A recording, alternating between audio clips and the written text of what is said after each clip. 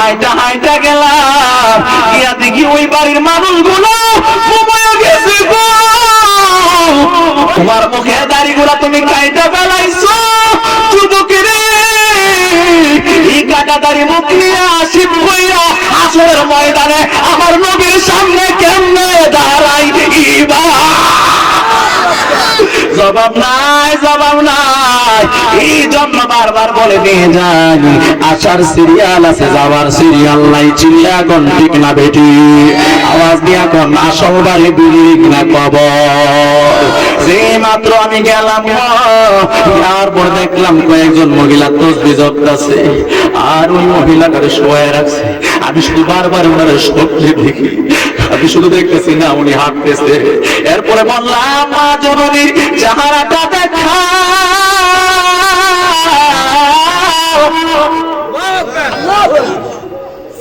জান্নাতের চা বলো নামাজটা পড়ছনি, ওই ফজরের নামাজটা পড়লানি। যদি ফজরের নামাজটা না পড়া ঘুমায়া যাও, আর সারাদিন যে কোনো মুহূর্তে যদি তোমার মরণ হয়ে যায়, বেনামাজি হইয়া যদি মরিয়া যাও, আর যদি ঈমান নসিব না হয়, তুমি কি জবাব দিবা কবরে আমার আল্লাহর কাছে? একজন মহিলা রাস্তার মাঝখানে দাঁড়ায় গেল, আমার এলাকা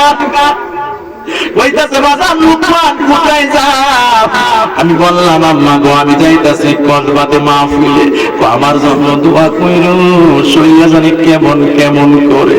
আমি প্রায় ওনাকে দেখলে মাকেও ডাক দিতাম, বলতাম আম্মা শরীরে বালানি, মনটা খুশি হয়ে যাইতো, চোখের পানি পালায় পালায় দোয়া করতো, আর মাথা মর দিয়ে কইতো অবশ্যই লোকমান মাহফিলে গিয়ে আমার জন্য দোয়া করো। হায় রে, গত 4 দিন 5 দিন আগে হঠাৎ আমি শুনি রে ওই মহিলাটা নাই। আল্লাহু আকবার। আমি বললাম কেমনে মারা গেছে? ও সকালবেলা তো সুন্দর কইরা হাতের মুখ পায়ের মুখ গুলা কাটছে, সুন্দর কইরা গোসল দিছে, নিজে নিজে গোসলটা দিয়া ওই হঠাৎ কইরা মাথায় ডুইলা পইরা গেছে গো। এবার লইয়া গেছে বিজয়নগর উপজেলা হাসপাতালে। ধরে নাই, ধরে নাই, ওই ব্রাহ্মণবাড়িয়া নিয়ে গেল, অনেকগুলা পরীক্ষা করাইয়া অক্সিজেনটা লাগাইল, লাগাইতে দেরি হইছে।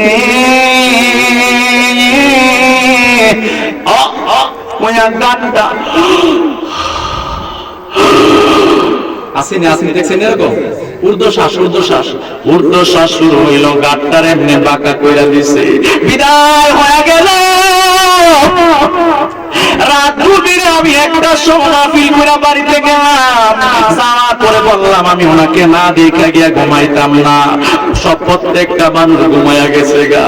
ওই সময় কারেন্ট মনে হয়েছিল না, রাস্তাগুলো অন্ধকার। আমি